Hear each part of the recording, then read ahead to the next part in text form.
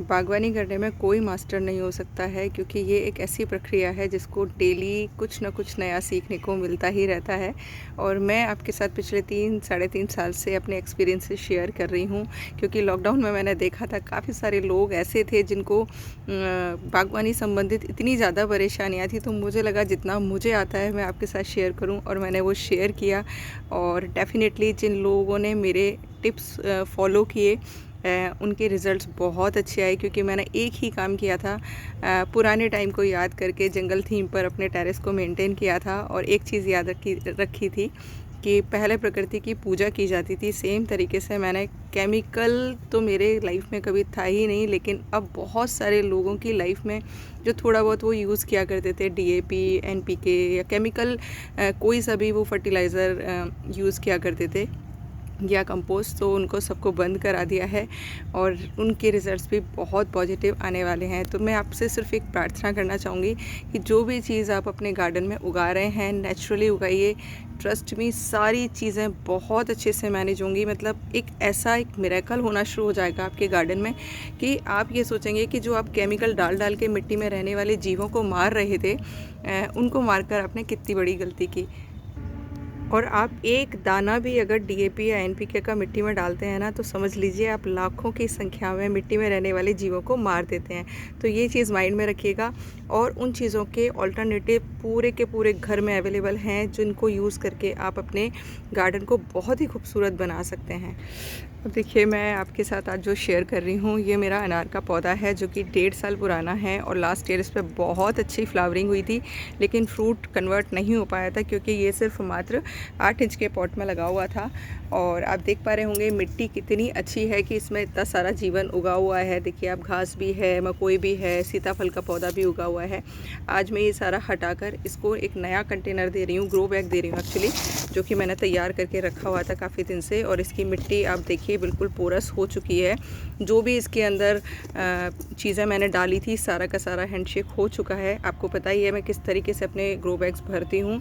और वो भरने के बाद में जो प्लांट की आपकी ग्रोथ होगी ना, ट्रस्ट मी, इतनी ज़्यादा शानदार होगी कि आप कुछ भी डाल दीजिए वो कोई असर नहीं करेगा। लेकिन वो चीज़ जो हम डालते हैं उसमें देखिए किचन वेस्ट होता है, लीव्स होती हैं, और जो भी ड्राई मटेरियल होता है आपके गार्डन से निकलने वाला, वो सब होता है और अमेजिंग वर्क करता है।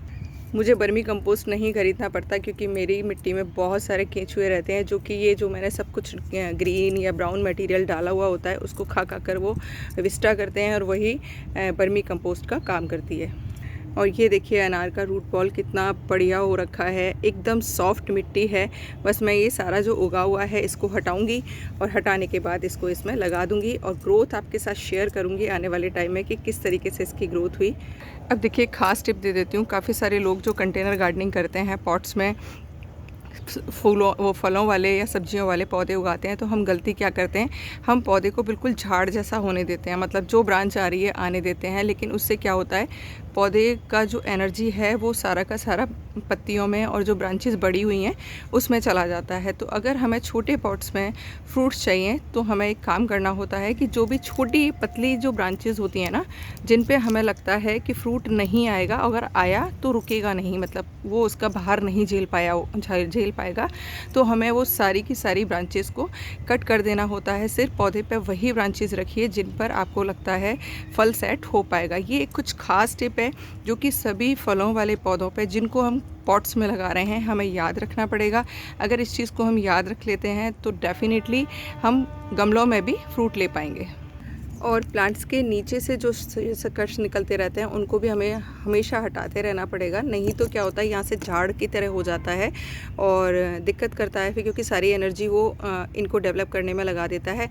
हमें ये सारी मेहनत इसलिए करनी पड़ती है क्योंकि हम गमलों में पौधे उगा रहे हैं। अगर ज़मीन में उगा रहे होते तो देखिए एक डिफरेंट चीज़ होती। कभी अगर मौका लगा कि मैं ज़मीन के अंदर पौधे लगाऊंगी तो वो मैं आपके साथ शेयर करूंगी कि वहाँ पर तो देखिए, यहाँ पर भी मैं आपको पता है खुरपी यूज़ नहीं करती हूँ अपने पौधों में। सिर्फ 6 महीने में रूट फिलिंग मुझे करना पड़ता है, क्योंकि नेचुरल है, पौधे को खाद देना पड़ेगा, लेकिन मैं खुरपी यूज़ नहीं करती हूँ और ना ही निराई गुड़ाई करती हूँ। और आप मेरे पौधों की हेल्थ देखते हैं कि किस तरीके की रहती है, किस तरीके से रहती है, क्योंकि मैंने एक चीज़ सीख ली है कि सारा काम मिट्टी में रहने वाले जीव कर देते हैं। आपको ज़्यादा परेशान होने की ज़रूरत नहीं होती है। अगर आपकी मिट्टी में ऑर्गेनिक मैटर रहता है। तो पौधों को पौधों मिट्टी में रहने वाले जीवों को आप भोजन देते रहिए, पौधे आपके अपने आप ग्रो करते रहेंगे। और ये देखिए, मैंने इसमें से ज़्यादातर जो पतली वाली ब्रांचेस थी उनको कट कर दिया है, बिल्कुल ट्रिम करके।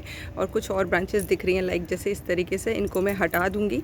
और हटाने के बाद आने वाले सीज़न में देखते हैं इस बार इस पर फ्रूट सेट होता है कि नहीं होता है, क्योंकि ये पौधा अभी छोटा है मेरा। लेकिन आगे आने वाले टाइम में डेफिनेटली ये फ्रूटिंग करेगा, क्योंकि मैंने बीज से उगाए हुए हैं ये पौधे, इसलिए मुझे ज़्यादा जल्दी नहीं है। और आपको एक चीज़ और मेंशन कर देती हूँ, अनार के पौधे अगर आप लगाते हैं तो घर में शुभ होता है, क्योंकि देखिए अनार लाल रंग का होता है और लाल रंग जो है लक्ष्मी जी का प्रतीक है। तो अगर आप 2 पौधे लगाकर रखते हैं तो डेफिनेटली पॉजिटिव एनर्जी का ऑरा बनेगा। और बस ये मैंने सेट कर दिया है। और ये जो हिस्सा दिख रहा है यहाँ पर मैं फ्रेश जो सॉइल मैंने बनाई हुई है वो भर दूँगी। और गर्मियों आएंगी उससे पहले आप खूब सारी ड्राई लीव्स या ड्राई मैटर, जिसमें नारियल के छिलके हो सकते हैं, सूखी पत्तियां हो सकती हैं, मूंगफली के छिलके हो सकते हैं, छोटे छोटे कार्डबोर्ड के पीसेस हो सकते हैं, लकड़ी का मोटा वाला बुरादा हो सकता है, इकट्ठा कर लीजिएगा, क्योंकि वो मल्चिंग में काम आएगा, जिससे कि आपके तेज़ गर्मी में भी पौधे बचे रहेंगे।